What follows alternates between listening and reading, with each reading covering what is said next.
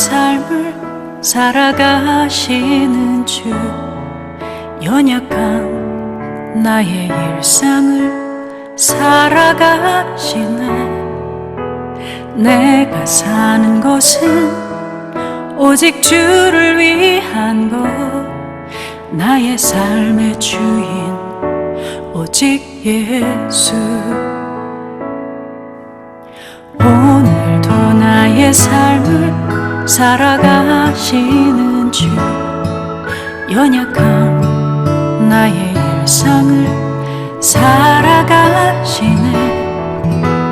내가 사는 것은 오직 주를 위한 것, 나의 삶의 주인 오직 예수.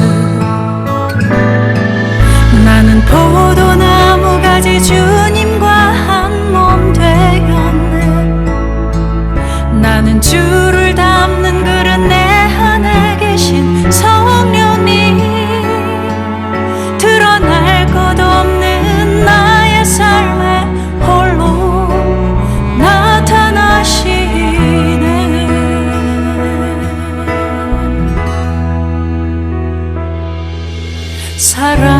사랑으로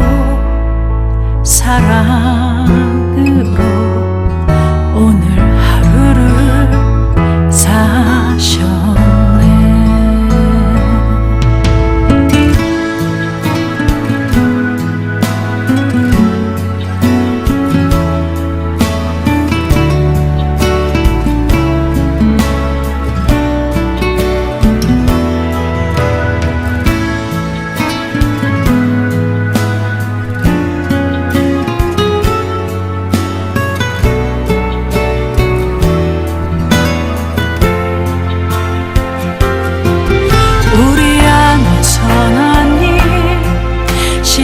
시작하신 주, 주님 닮도록 우릴 영원히 인도하시는, 내가 확신하기는 멈추지 않으리.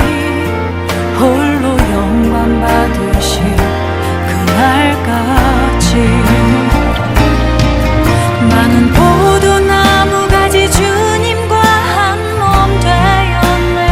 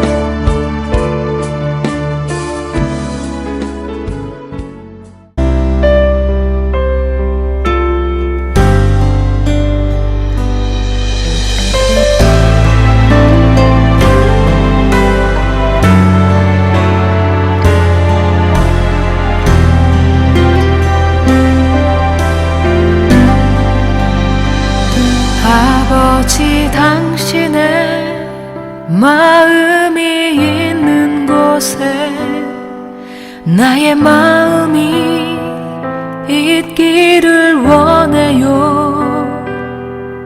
아버지 당신의 눈물이 고인 곳에 나의 눈물이 고이길 원해요. 아버지 당신이 바라보는 영혼에게 나의 두 눈이 향하길 원해요. 아버지 당신이 울고 있는 어두운 땅에 나의 두 발이 향하길 원해요.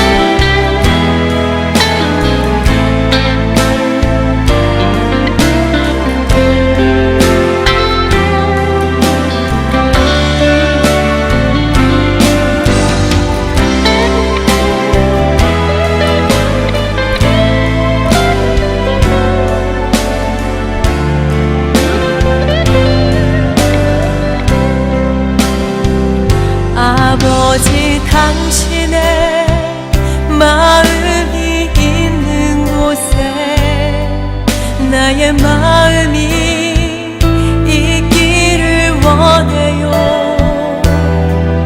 아버지 당신의 눈물이 고인 곳에 나의 눈물이 고이길 원해요.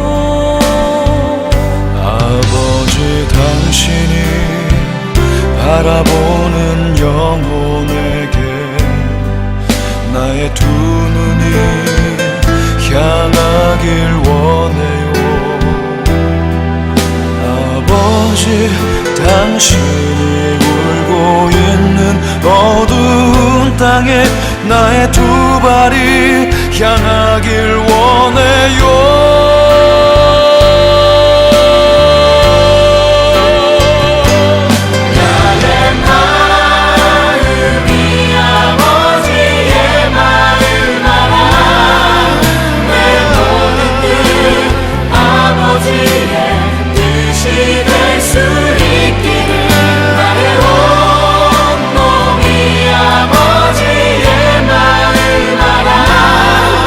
내 모든 삶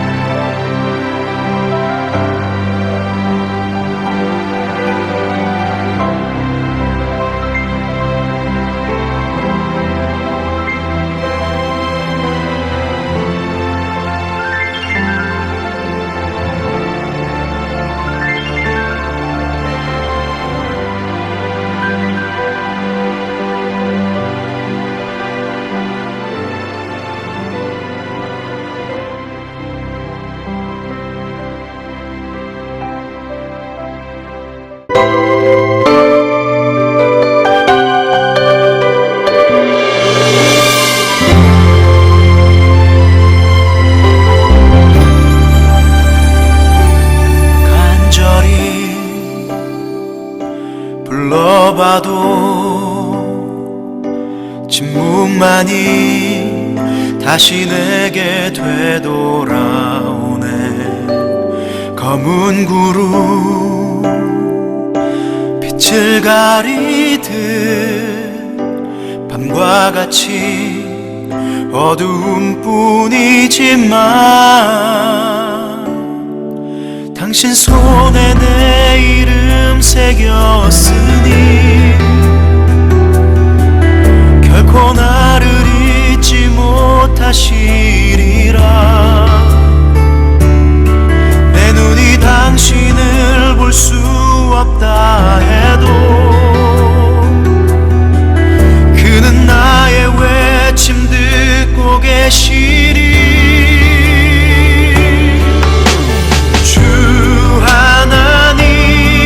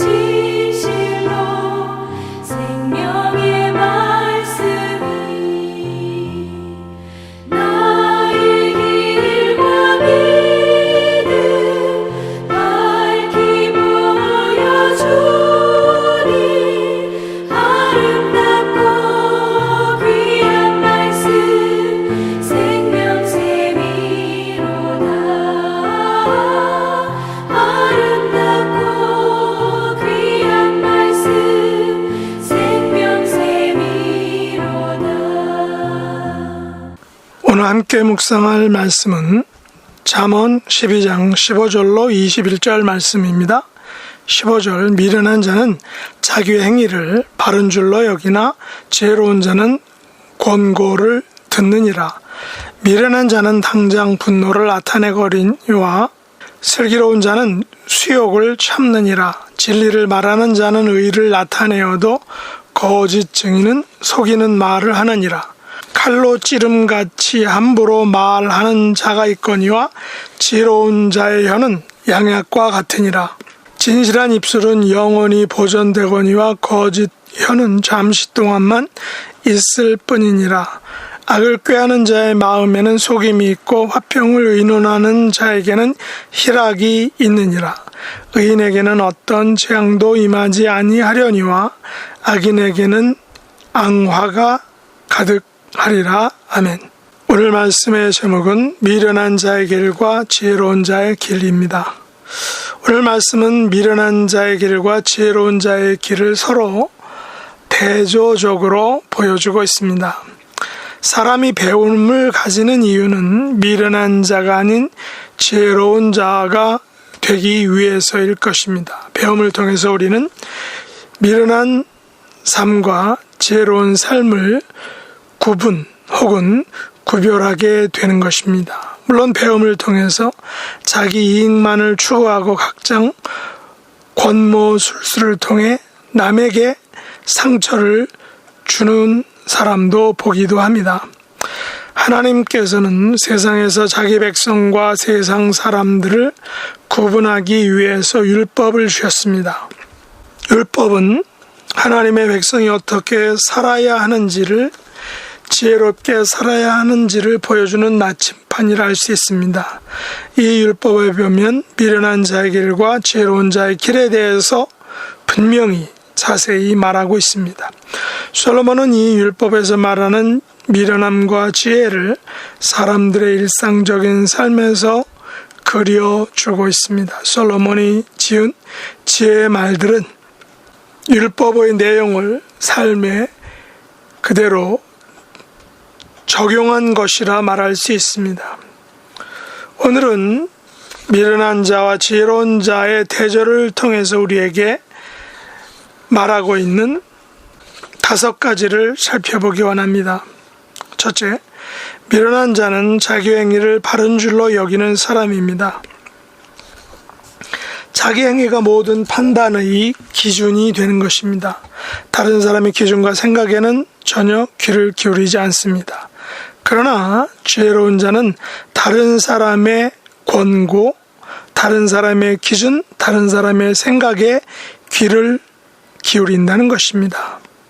둘째, 미련한 자는 당장 분노를 나타냅니다. 분노는 누구나 가질 수 있습니다. 분노는 자기의 자존심에 상처를 받으면 바로 튀어나올 수 있는 것입니다. 그러나 미련한 자와 슬기로운 자의 차이가 여기 있다고 생각합니다. 여기서 생기는 것입니다. 미련한 자는 당장 분노를 나타냅니다. 자기 마음에 상처가 되면 이를 참지 못하고 곧바로 표출합니다. 그러나 슬기로운 자는 수욕을, 모욕을 참는다는 것입니다. 수욕은 누구로부터 자존심에 심한 상처, 즉 모욕을 받는 것입니다. 누군가로부터 사실이 아닌 거짓된 모함을 받으면 억울합니다. 그러나 즉시 이것을 분노로 나타내지 않고 한 템포 늦추어서 참아내는 것입니다. 물론 분노를 참아내는 것은 자신에게 병을 가져올 수도 있습니다. 그러나 금방 분노를 나타내는 것도 또한 마찬가지일 것입니다. 그렇다면 내 안에 들어온 분노와 수욕과 모욕을 참아내는 과정을 통해 걸러내고 수위를 낮추면 건강에 큰 영향을 미치지 않게 된다라고 볼 수 있습니다. 네 번째, 거짓 증인은 속이는 말을 합니다. 왜 사람들이 거짓 증인이 될까요? 왜 사람들은 다른 사람을 속이는 말을 할까요? 그것은 자기에게 유익이 되기 때문입니다. 요즘 한국 드라마 중에 하늘의 인연이라는 방송이 유튜브에 2분 내지 3분으로 짧게 숏 영상으로 나타나는 것을 언뜻 보았습니다. 몇 번 보니까 주인공이 악한 사람들에게 계속해서 속임을 당하는 장면이 나옵니다. 거짓 증인을 내세우고 계속해서 속이는 것입니다. 물론 결론에서는 권선징악으로 마치겠지만 세상의 모든 유수거리들은 바로 자기의 이익을 위해서 거짓 증인과 속임을 자행하는 것입니다. 그러나 솔로몬의 잠언처럼 결국에는 진리를 말하는 자는 의를 나타내는 것입니다. 물론 진리를 말하는 자의 의가 나타나기까지 수많은 고난과 시련을 겪게 될 것입니다. 우리는 이런 것을 드라마나 영화의 이야기를 통해서 알게 됩니다. 진리를 말하는 자가 의를 나타나기까지 과정을 우리는 간과하지 않아야 합니다. 거짓 증인과 속이는 말은 쉽게 그 결과가 나타나지만 진리를 말하는 자의 의는 오랜 시간 후에 맨 나중에서야 결과가 나타나는 것입니다. 그래서 사람들은 진리를 말하는 자의 의보다는 거짓 증인과 속이는 말에 더 쉽게 현혹되고 있는 것입니다. 넷째로 칼로 찌름같이 함부로 말하는 사람들이 있습니다. 칼에 찔림을 당해보지 않아서 그 느낌을 정확히 알 수는 없습니다. 솔로몬 시대에는 총이 없었기에 칼로 찌름을 당한다는 것은 곧 죽음을 의미하는 것입니다. 다시 말해 함부로 말하는 것은 살인행위를 저지르는 것입니다. 실제로 사건 사고들을 보면 실제 사건이 이루어진 이유 중에는 말로 인해 시작된 경우가 많다는 것입니다. 특별히 요즘 같은 코로나 시대 이후에 사람들은 말 한마디 잘못했다가 쉽게 했다가 살인이 행해진다라고 뉴스에서 계속해서 보도하고 있습니다. 그러므로 말을 함부로 하거나 말의 감정을 싫거나 말로 모욕을 하는 것은 결국에는 지혜롭지 못한 것입니다. 반면에 지혜로운 자의 혀, 다시 말해 상대방을 격려하고 치유하는 말은 양약과 같다라고 솔로몬이 말합니다. 양약은 몸에 이로운 좋은 양입니다. 치유의 말로 상대방을 세워주고 살려주는 것입니다. 그래서 솔로몬은 19절에서 이렇게 말합니다. 진실한 입술은 영원히 보존되거니와 거짓 혀는 잠시 동안만 있을 뿐이니라. 입술과 혀는 영원과 잠시의 문제라는 것입니다. 진실한 입술은 영원히 보존되고 거짓된 혀는 잠시 동안만 있게 된다는 것입니다. 우리가 말과 입술과 혀로 영원을 살 것인지, 영원을 누릴 것인지, 아니면 잠시 동안만 살 것인지를 우리가 선택해야 하는 것입니다. 마지막으로 악을 꾀하는 자의 마음에는 속임이 있습니다. 모든 것은 마음에서 시작합니다. 다시 말해서 모든 사람은 속에 꿍꿍이가 있는 것입니다. 이 꿍꿍이는 어떤 면에서 중립적입니다. 그러나 이 꿍꿍이를 악을 꾀하는 쪽으로 가지면 죄를 낳게 되고 화평을 꾀하는 쪽으로 가지면 희락을 낳는 것입니다. 대부분의 사람들은 악을 꾀하려고 마음을 먹지는 않습니다. 그러나 어떤 사람들은 시작부터 악을 꾀하기 위하여 사람들을 속이는 것입니다. 오늘날 보이스피싱은 바로 악을 꾀하는 사람들이 어떤 사람들을 속여서 취한 금전적인 이익을 추구하는 범죄 행위입니다. 작정하고 악을 꾀하는 자의 속임수에 많은 사람들이 턱없이 당하고 있습니다. 자기의 희락을 위해서 다른 사람의 희락을 속임수로 빼앗아가는 것입니다. 그러나 솔로몬은 이 같은 행위에 대해서 무엇이라 결론 짓고 있습니까? 21절에 보면 의인에게는 어떤 재앙도 임하지 아니하려니와 악인에게는 앙화가 가득하리라. 모든 것들을 가져보고 누려보고 경험한 솔로몬은 결국 인생에 있어서 의인에게는 어떤 재앙도 임하지 않지만 악인에게는 앙화가 가득하리라 결론을 맺습니다. 왜 이 같은 결론에 도달했을까요? 하나님께서는 의인과 악인의 결말을 모두 주관하시기 때문입니다. 물론 의인이 고난과 시련을 수없이 당합니다. 그러나 그것이 결코 재앙의 마지막이 아닙니다. 재앙으로 끝나지 않는다는 것입니다. 반면에 악인에게는 앙화가 가득하리라. 영어 표현에 보면 They feel of trouble이라고 했습니다. 이런 상태가 무엇입니까? 바로 죽음을 의미합니다. 트러블로 가득 찬 것, 그 삶, 그것이 바로 죽음인 것이죠. 의인과 악인을 보고 계시는 하나님 앞에 지혜로운 자, 슬기로운 자, 진리를 말하는 자, 화평을 의논하는 자의 삶을 사시는 저와 여러분의 삶이 될 수 있기를 예수님의 이름으로 축복합니다. 기도하겠습니다. 하나님 아버지, 저희들이 세상을 살아갈 때 의인과 악인을 보고 계시는 하나님 앞에 지혜로운 자, 슬기로운 자, 진리를 말하는 자, 화평을 의논하는 자의 삶을 살아갈 수 있도록 은혜 베풀어 주옵소서. 예수님의 이름으로 간절히 기도드렸나이다. 아멘. 주가 일하시네, 주가 일하시네. 주께 아끼지 않는 자에게 주가 일하시네, 주가 일하시네. 신뢰하며 걷는 자에게, 신뢰하며 걷는 자에게